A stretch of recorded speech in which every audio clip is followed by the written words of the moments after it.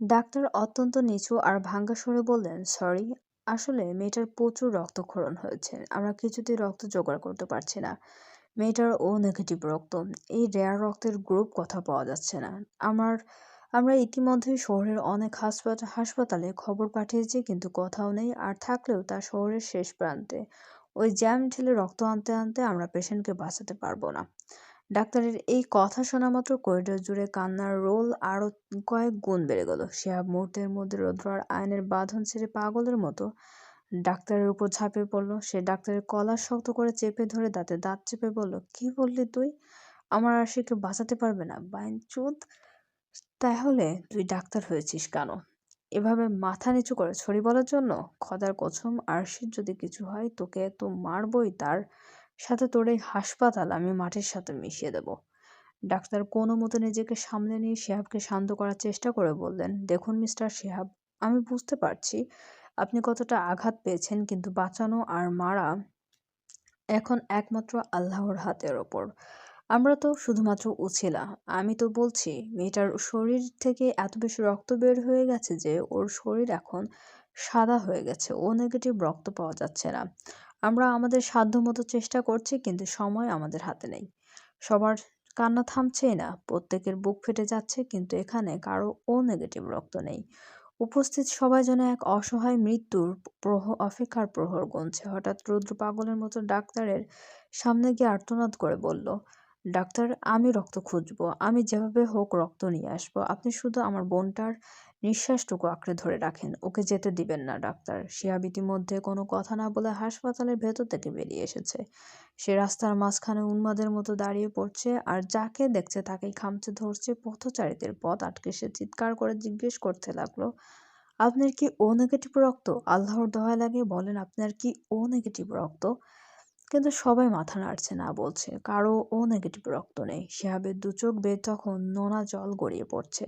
যে মানুষের সামনে কোনোদিন মাথা নত করেনি, আজ সে রাস্তার মাঝখানে দাঁড়িয়ে ভিখারির মতো রক্ত ভিক্ষা করছে। আয়নার রৌদ্রও আলাদা আলাদা হয়ে বেরিয়ে পড়লো। তারা রাস্তার ধারে দোকানদার থেকে শুরু করে রিক্সা চালক সবার কাছে গিয়ে ব্যাকুল হয়ে রক্ত খুঁজতে শুরু করলো। শিহাব দৌড়াতে দৌড়াতে একসময় ক্লান্ত হয়ে মাঝ রাস্তায় হাঁটু গেড়ে বসে পড়ল। তার চারপাশের হাজার মানুষের ভিড় আর গাড়ির শব্দ, কিন্তু শিহাবের কানে তখন কেবল শ্মশানের হাহাকার। সে বুক ফাটানো এক চিৎকার দিয়ে বলতে লাগলো, আরশি, প্লিজ ফিরে আসো একটাবার, কথা দিচ্ছি আর কষ্ট দিব না, তোমাকে অনেক ভালোবাসবো আমি, অনেক ভালোবাসবো, প্লিজ ফিরে আসো। এইভাবে তো আমাকে ফেলে যেও না আরশি, আমার কলিজাটা ফেটে যাচ্ছে, আমি শ্বাস নিতে পারছি না, আমার দম আটকে আসছে আরশি। মুহূর্তে শিহাব রাস্তার ধারে দুই হাত মোনাজাতের মতো তুলে আকাশের দিকে তাকে চিৎকার করে বলল, হে আল্লাহ, তুমি আমার আরশিকে ভিক্ষা দাও। যদি ওর কিছু হয় তাহলে কিন্তু আমি আমার নিজের জীবন শেষ করে দিব। তখন কিন্তু তুমি অভিযোগ জানাতে পারবে না। আমাকে একটাবার সুযোগ দাও আরশিকে ভালোবাসার, এইভাবে ওকে কেড়ে নিও না। শিহাব মাথা নিচু করে হাউমাউ করে কেঁদে উঠল। তার চোখের সামনে এখন সিনেমার রিলের মতো ভেসে উঠছে আরশির সাথে কাটানো প্রতিটা মুহূর্ত। আরশির সেই মিষ্টি দুষ্টুমি, আরশির সেই মায়াবী হাসি মুখ, এইসব স্মৃতি যেন শিহাবের বুকটা এফোড় ওফোড় করে দিচ্ছে। শিহাব এই প্রথম হাড় ভাঙা সত্যটা বুঝতে পারছে, এই পৃথিবীতে আরশি না থাকলে তার চারপাশ একদম শূন্য। আগে কখনো যা মনে হয়নি, আজ তা বিষের মতো নীল হয়ে ধরা দিচ্ছে। শিহাব বুঝতে পারছে তাকে বাঁচতে হলে আরশিকে চাই। এই জীবনে তার শ্বাস নেওয়ার জন্য হলেও আরশিকে বড় প্রয়োজন। শিহাব কাঁদতে কাঁদতে হঠাৎ নিজের ডান হাতের দিকে খেয়াল করলো। মুহূর্তেই তার চোখের সামনে সকালের সেই বীভৎস ঘটনাটা ভেসে উঠল। এই হাত দিয়ে সে আজ আরশিকে মেরেছে, এই হাত দিয়েই সে তার প্রিয়তমাকে আঘাত করেছে। এই প্রচণ্ড ব্যথা আর আক্রোশে শিহাবের হৃদয়ের জ্ঞান হারিয়ে গেল। সে উন্মাদের মতো নিজের হাতটা রাস্তার পিচের উপর সজোরে ঘুষি মারতে লাগলো এবং চিৎকার করে বলতে লাগলো, এই হাত দিয়েই আজ আমি আঘাত করেছি। ভাবতেই শরীর শিউরে ওঠে। কিভাবে পারলো এই হাত এত নিষ্ঠুর হতে? আমার মন কিভাবে সায় দিল এই হাতটা তুলতে? বিবেক কোথায় ছিল যে আমাকে থামাতে পারলো না, তাকে না বুঝেই মারতে বাধা দিল না? আমি কিভাবে এতটা পাষাণ হয়ে উঠলাম? আজ আমি এই হাতকেই ছিন্ন বিচ্ছিন্ন করে ফেলবো, একে আমি আস্ত রাখবো না। শিহাবের প্রতিটি ঘুষির আঘাতে রাস্তার তপ্ত পিচ যেন কেঁপে উঠছে। কয়েকবার আঘাত করার পরেই তার হাতের চামড়া ফেটে রক্ত বের হতে শুরু করলো। হাড়ের ভেতর থেকে এক তীব্র যন্ত্রণার ঢেউ খেলে যাচ্ছে, কিন্তু শিহাবের তাতে কোনো ভ্রুক্ষেপ নেই। সে যেন এক ঘোরের মধ্যে আছে। সে শুধু দেখছে আরশিকে আঘাত দেওয়া এই হাতটাকে শাস্তি পেতে। এদিকে রৌদ্রের চোখ মুখে রাজ্যের অন্ধকার। সে একটা দোকান থেকে বের হয়ে অন্য দোকানে যাওয়ার জন্য উন্মাদের মতো ছুটছে। শরীরের ক্লান্তি বা রাস্তার ধুলোবালি কোনো কিছুই তার নজর কাটছে না। তার মাথায় শুধু একটা শব্দ ঘুরছে, রক্ত। ও নেগেটিভ। রক্ত না পেলে আমার আদরের বোনটা আজ নিভে যাবে। হঠাৎ কারোর সাথে সজোরে ধাক্কা লেগে রৌদ্র ছিটকে পড়ল। সে মাথা নিচু করে কাঁপা গলায় বলল, সরি, সরি ভাই। আসলে আমি খেয়াল করিনি, আমি ঠিক নেই। যার সাথে ধাক্কা লেগেছে সে থমকে দাঁড়িয়ে অবাক হয়ে বলল, আরে আপনি? আপনার সাথে এভাবে আবার দেখা হয়ে যাবে ভাবতেও পারিনি। রৌদ্র ঝাপসা চোখে তাকিয়ে দেখলো সেই দিনের মেয়েটা, সৃজনী। রৌদ্র বিধ্বস্ত চেহারা আর চোখ ভরা জল দেখে সৃজনী চমকে উঠল। সে ব্যাকুল হয়ে জিজ্ঞেস করলো, কি ব্যাপার? আপনার এই অবস্থা কেন? আপনি এভাবে কাঁদছেন কেন? রৌদ্র কোনোমতে চোখের পানি মুছে রুদ্ধশ্বাসে বলল, আমার বোনের খুব ভয়াবহ অ্যাক্সিডেন্ট হয়েছে। ওর শরীর থেকে সব রক্ত বের হয়ে গেছে। আমি রক্ত খুঁজছি, কিন্তু কোথাও পাচ্ছি না। সৃজনী পরিস্থিতি বুঝতে পেরে দ্রুত জিজ্ঞেস করলো, বলেন কি? কি গ্রুপের রক্ত লাগবে? ও নেগেটিভ। সৃজনী এক মুহূর্ত দেরি না করে রৌদ্রের হাত টেনে ধরে বলল, ও নেগেটিভ? আমার বোন ভাগ্য নিয়ে জন্মেছে। আপনার বোন ভাগ্য নিয়ে জন্মেছে। আমার ভাইয়ের ব্লাড গ্রুপ ও নেগেটিভ। ওই যে দেখুন, আমার ভাই সামনে দাঁড়িয়ে আছে। আপনি আমার সাথে আসুন। রৌদ্রের নিভে যাওয়া চোখে যেন হঠাৎ একরাশ আলো জ্বলে উঠল। সে সৃজনের সাথে দৌড়ে একটা প্রাইভেট কারের কাছে এলো। সৃজনী জানালার কাছ নেমে চেঁচিয়ে উঠল, বলল, ভাইয়া তাড়াতাড়ি বের হও, ইমার্জেন্সি। গাড়ি থেকে একটা লোক ভ্রু কুঁচকে বের হলো, আর রৌদ্র তাকে দেখা মাত্র স্মৃতি হাতড়ে উঠল। সে অবাক হয়ে বিড়বিড় করে বলল, তুমি নেহাল না? আরশি, সেই ফ্রেন্ড কাম বড় ভাই। আরশির সেই ফ্রেন্ড কাম বড় ভাই। আরশি তোমাকে নিয়ে কত গল্প করতো আমাদের কাছে। রৌদ্র কথা শুনে নেহালও চিনতে পারল। সে হাসি মুখে কর্মর্দনের জন্য হাত বাড়িয়ে বলল, আরে রৌদ্র যে, কেমন আছো ভাইয়া? রৌদ্র নেহালের হাসি বা সৌজন্যবোধের উত্তর দিল না। সে সরাসরি নেহালের হাত দুটো শক্ত করে চেপে ধরে ছোট বাচ্চার মতো কেঁদে ফেলল। সে টুকরে উঠে বলল, নেহাল, আরশির অ্যাক্সিডেন্ট হয়েছে। ও মৃত্যুর সাথে পাঞ্জা লড়ছে। ওর ও নেগেটিভ রক্ত দরকার। আরশিকে বাঁচানো যাবে না। তুমি সাহায্য না করো। যদি তুমি না সাহায্য করো, প্লিজ নেহাল, আমার বোনটাকে এভাবে মরতে দিও না। দয়া করো একটু। নেহালের মুখের হাসি মুহূর্তেই মিলিয়ে গেল। তার চোখের মনি স্থির হয়ে গেল। সে রৌদ্রের কাঁধ ধরে ঝাঁকুনি দিয়ে বলল, কি বলছো এসব? আরশির অ্যাক্সিডেন্ট হয়েছে? কখন? কোথায়? হাসপাতালে নেহাল। সময় নেই, আমাদের এখনই যেতে হবে। সৃজনী তখন পাশ থেকে অবাক হয়ে বলল, ভাইয়া তোমরা কি আগে থেকেই পরিচিত? নেহাল ব্যস্তভাবে গাড়ির দরজা খুলতে খুলতে বলল, হ্যাঁ, সেসব পরে হবে। সৃজনী, তুই গাড়িতে বস। রৌদ্র, তুমি তোমার গাড়ি নিয়ে টানো। আমি ঠিক তোমার পেছনে আসি। এক সেকেন্ডও দেরি করা যাবে না। রৌদ্র শরীরে যেন অমানবিক এক শক্তি ফিরে এলো। সে দৌড়ে গিয়ে নিজের গাড়িতে স্টার্ট দিল। ইঞ্জিনের গর্জনে যেন তার মনের সব আর্তনাদ মিশে গেল। রৌদ্রের গাড়িটা বাতাসের গতিতে হাসপাতালের দিকে ছুটতে লাগলো, আর নেহাল তার ঠিক পেছনেই নিজের গাড়িটা ধাওয়া করতে লাগলো। হাসপাতালের সামনে টায়ার ঘষার বিকট শব্দে গাড়ি থামলো। রৌদ্র এক মুহূর্ত দেরি না করে নেহালকে প্রায় টেনে হিঁচড়ে হাসপাতালের ভেতরে নিয়ে গেল। করিডোরে পা রাখতে রৌদ্র উন্মাদের মতো চিৎকার করে ডাক্তারকে ডাকতে শুরু করলো। তার গলার আওয়াজে পুরো করিডোর কেঁপে উঠল। ডাক্তার এগিয়েই আসতেই নেহাল রৌদ্রকে থামিয়ে দিয়ে গম্ভীর অথচ দীর্ঘ গলায় ডাক্তারকে বলল, ডাক্তার, কত রক্ত লাগবে আপনার? আমার শরীর থেকে সব রক্ত নিয়ে নিন। আমার শরীরের শেষ রক্তবিন্দু দিয়ে হলেও আরশিকে বাঁচান। ডাক্তার নেহালের কথা শুনে আশার আলো দেখতে পেলেন। তিনি কালক্ষেপণ না করে নেহালকে দ্রুত ইমার্জেন্সি রুমে নিয়ে গেলেন। ওপাশে রৌশনী খানের জ্ঞান ফিরেছে। তিনি তনুজা খানের কাঁধে মাথা রেখে অঝরে কাঁদতে কাঁদতে শুধু আল্লাহকে ডাকছেন। তার চোখের জল শুকিয়ে এখন গাল নোনা হয়ে গেছে।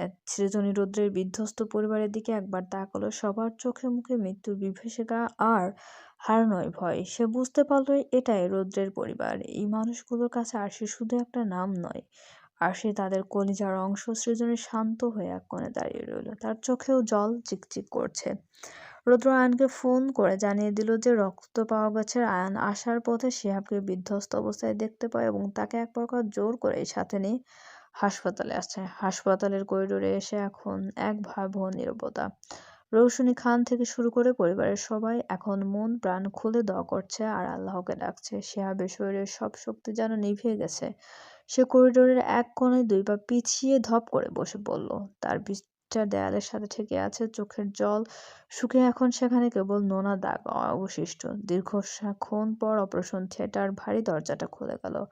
ডাক্তার বের হলেন আর তার ঠিক পেছনেই নেহাল। যে হাত থেকে রক্ত নেওয়া হয়েছে নেহাল সেই হাতে শক্ত করে তুলা চেপে ধরে আছে। তার মুখটা রক্তশূন্যতায় কিছুটা ফ্যাকাশে। নেহালকে টলতে থেকে দেখে সৃজনী দ্রুত এগিয়ে গিয়ে তাকে ধরল। ডাক্তারকে দেখা মাত্রই আনোয়ার খান অস্থির হয়ে সামনে গিয়ে দাঁড়ালেন। তার কণ্ঠস্বরে মিনতি ঝরে পড়ল, ডাক্তার, আমার মেয়ে কেমন আছে? ও ঠিক আছে তো? ডাক্তার এবার মাথা নিচু করে অত্যন্ত অসহায় গলায় বললেন, দেখুন, রক্তের যে অভাব ছিল সেটা পূরণ হয়েছে, কিন্তু সমস্যাটা অন্য জায়গায়। আপনার মেয়ে নিজেই এখন আর বাঁচতে চাইছে না। মেডিকেল সায়েন্সে আমাদের করার অনেক কিছু থাকে, কিন্তু পেশেন্টের যদি নিজের ইচ্ছাশক্তি না থাকে তবে আমরা নিরুপায়। আমার মনে হয় আপনার মেয়েকে কেউ প্রচণ্ডভাবে হার্ট করেছে, যার অভিমানে ও নিজেই নিজের জীবনটা ছেড়ে দিতে চাচ্ছে। রোগী যদি এমনভাবে নিজেকে গুটিয়ে নেয় তবে আমি আগেই মাপ চেয়ে নিচ্ছি। যেকোনো সময় ওর নিঃশ্বাস থেমে যেতে পারে। ডাক্তারের এই কথাগুলো প্রতিটি মানুষের বুকে তপ্ত সীসার মতো বিঁধল। শান্ত চৌধুরী এতক্ষণ স্থির হয়ে সব দেখছিলেন, কিন্তু এবার তার ধৈর্য বাঁধ মানল না। তিনি ধীর পায়ে এসে শিহাবের সামনে দাঁড়ালেন। শিহাব শূন্য চোখের দিকে তাকিয়ে তিনি তীব্র ঘৃণা আর আক্রোশে ফেটে পড়লেন, কি হলো? কাঁদছিস কেন? তুই তো এটাই চেয়েছিলি, যে মেয়েটা তোকে মুক্তি দিক, তোকে শান্তি দিক। আজ ঠিক তাই হচ্ছে, দেখ। মেয়েটা আর ফিরতে চাচ্ছে না। কতটা কষ্ট পেলে, কতটা অপমান সইলে একটা মেয়ে নিজের জীবনকে এভাবে তুচ্ছ করে দেয় শিহাব? আজ তোর ঘৃণা জিতেছে আর সে হেরে গেছে। শান্ত চৌধুরীর প্রতিটি কথা বিষাক্ত তীরের মতো শিহাবের বুকে এসে বিঁধল। প্রতিটি শব্দ যেন কলিজার ভেতর কেউ ধারালো ছুরি দিয়ে জ্যান্ত চিরে ফেলেছে। আর সে বাঁচতে চাইছে না। না, এটা হতে পারে না। আর সে না বাঁচলে শিহাব এই মৃতবৎ শরীর নিয়ে কার জন্য বাঁচবে?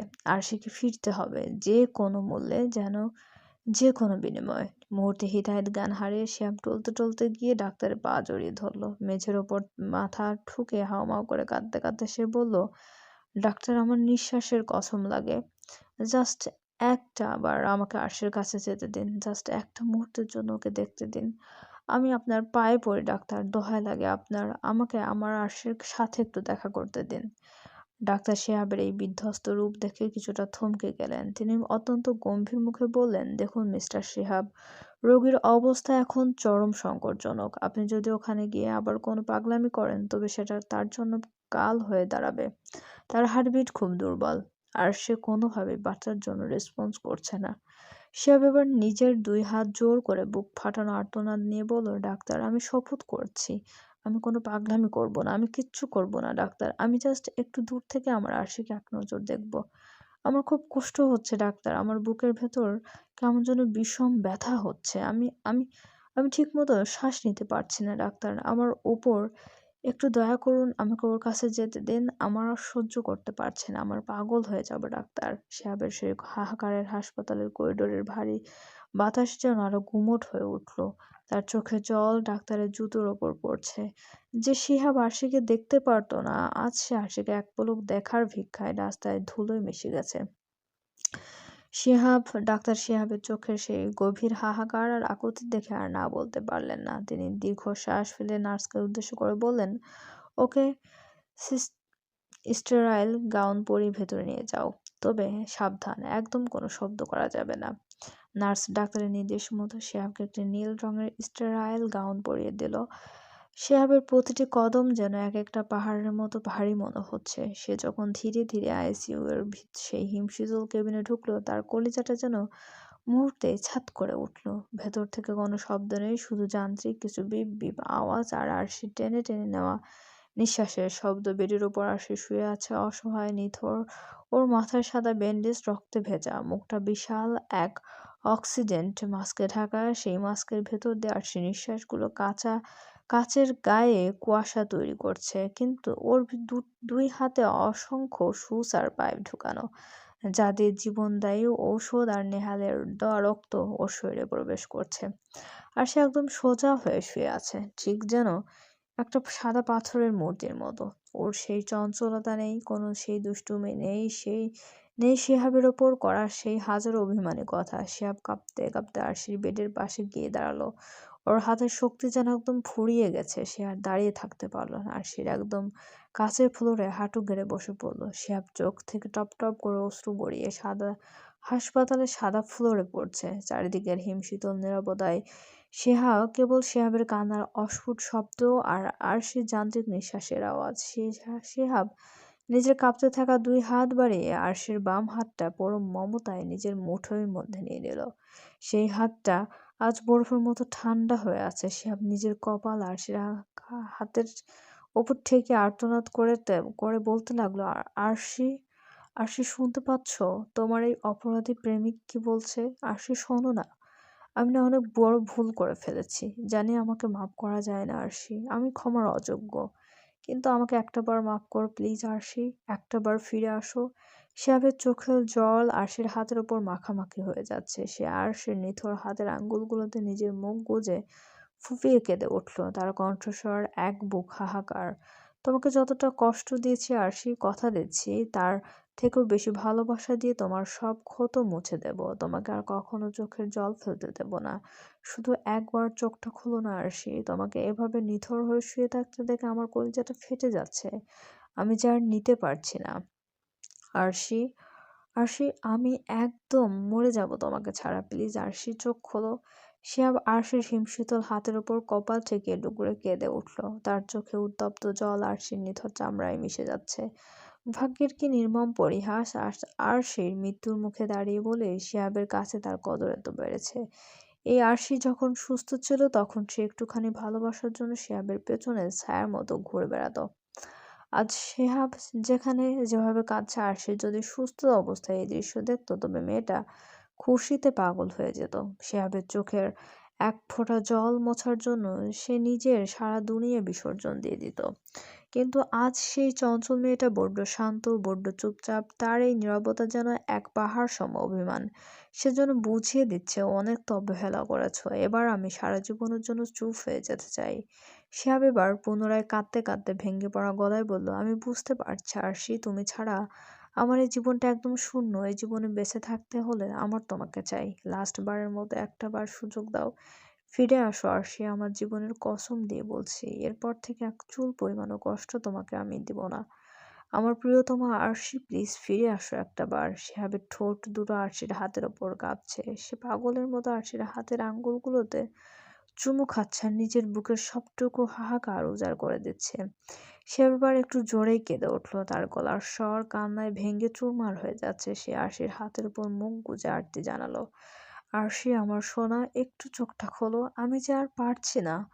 আমার আমার নিঃশ্বাস বন্ধ হয়ে আসছে। বুকে ভীষণ ভীষণ কষ্ট হচ্ছে আরশি। একটু দয়া করো তোমার এই অপরাধী হাজবেন্ডের জন্য। এইভাবে আমাকে একা ফেলে যেও না। আমি আমি পাগল হয়ে যাব। শিহাবের মনে হলো আরশি যেন খুব দূর থেকে তার ডাক শুনতে পাচ্ছে। সে নিজের সমস্ত আবেগ আর জায়গায় জড়ো করে ধীরে ধীরে মুখটা আরশির কানের কাছে নিয়ে এলো।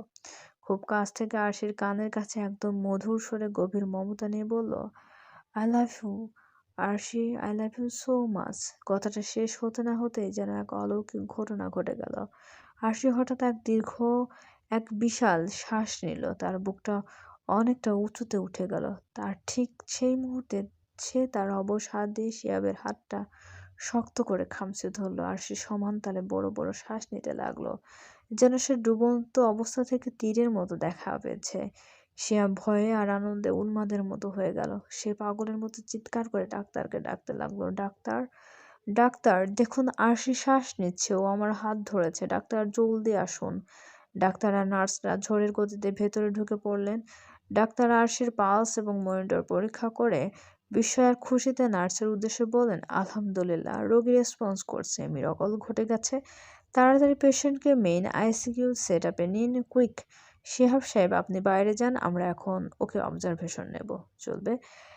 চ্যানেলটি সাবস্ক্রাইব করে আমাদের সঙ্গে থাকুন এবং গল্পটি আপনাদের কেমন লাগছে অবশ্যই কমেন্ট করে জানাতে ভুলবেন না। ধন্যবাদ।